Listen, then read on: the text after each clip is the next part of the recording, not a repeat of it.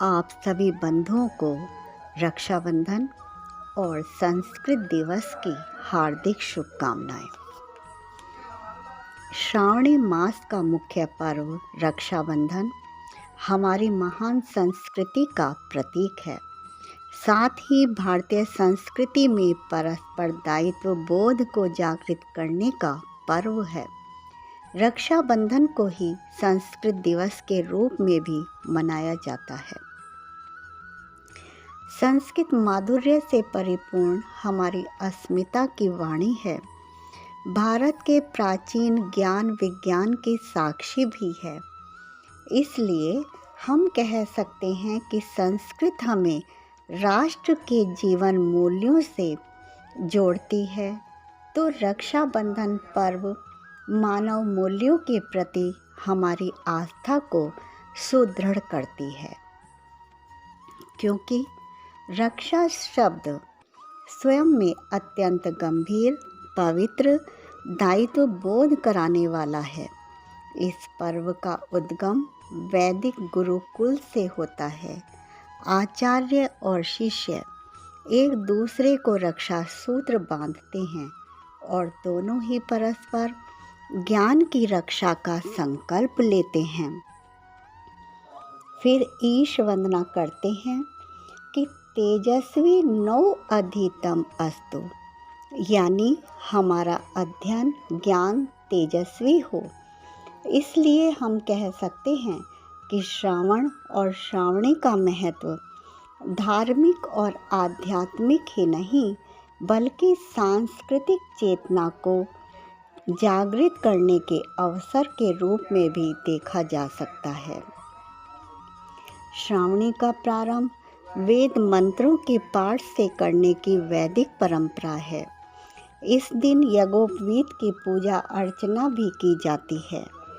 द्वापर युग में महाभारत कालीन द्रौपदी ने भगवान श्री कृष्ण जी के रक्षा स्वरूप चीर बांधा था। उन्होंने भी इस परंपरा का निर्वाह किया था। वैचारिक रूप से श्रावणी मनाने का मुख्य उद्देश्य अपनी संस्कृति, धर्म, अध्यात्म और राष्ट्रहित पर चिंतन यानी विचार विमर्श करना है। इस मास में पुराणों के अंतर्गत वेदों का पाठ करने की प्रेरणा भी दी गई है। कहने का अभिप्राय यह है कि यह पर्व अपने व्यापक स्वरूप में चरितार्थ है। एक दूसरे की रक्षा का संकल्प लेते हुए समाज में सेवक अपने स्वामी को, ब्राह्मण अपने यजमान को रक्षा सूत्र के बंधन में बांधता था। पर्यावरण तथा प्रकृति की रक्षा के लिए वृक्षों के भी रक्षा सूत्र बांधने की परंपरा है।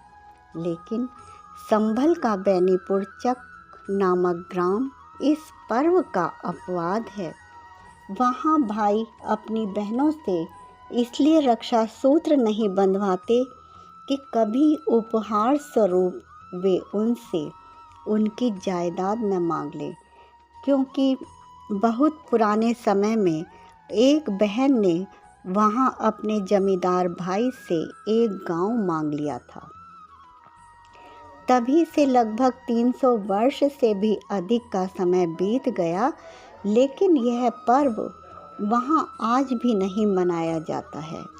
ऐसे ही हापुड़ के पास लगभग 60 गांव ऐसे हैं जहाँ पर लगभग 500 वर्ष से आज तक बहनें लाठी पर राखी बांधती हैं।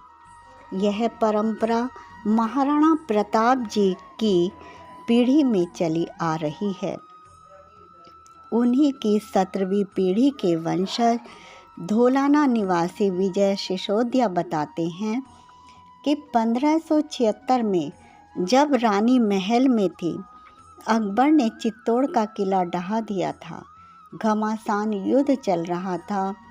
तत्पश्चात काफ़ी समय बाद महाराणा प्रताप के वंशज हापुड़ के धोलाना तहसील में आकर बस गए थे और वे लोग रक्षाबंधन पर शोक के प्रतीक रूप में उड़द की दाल और रोटी ही बनाते हैं। बहिनें राखी लाठी पर बांधती हैं। पुनः आप सभी को रक्षाबंधन की शुभकामनाएं। साथ ही हमें इस पर्व के उपलक्ष्य में प्रकृति, जीवों की रक्षा का और परस्पर सहयोगी बनने का संकल्प लेना चाहिए। जय हिंद।